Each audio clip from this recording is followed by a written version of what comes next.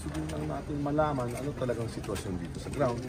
At nakikita po natin, sapat naman ang supply ng bigas, kesyo locally produced or imported. At nakikita naman din natin, yung iba dito, naka-stock up na rito na almost 3 months. So dapat ilabas na yan kasi pag 3 months yan, hoarding na rin yun.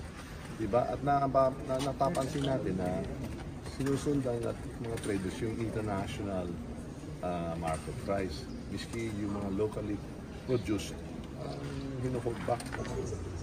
Minamatch nila yung rising international prices. Kaya gusto lang natin at yung payo natin ay ilabas na ibaba na kasi nakakaawa na yung pambayan. Diba? Sabi natin kaya yan, kaya Yusek Sebastian, yung rice natin, i-coordinate lang itong lahat kasi nandito lang tayo kasi ayaw natin yung mangyari, kagaya nangyari yung karaan na sumobra na yung pagtaas. At napansin natin ngayon na sapat na supply. Nakikita mo naman natin dito. Tawag dito, greed. Moderate your greed lang.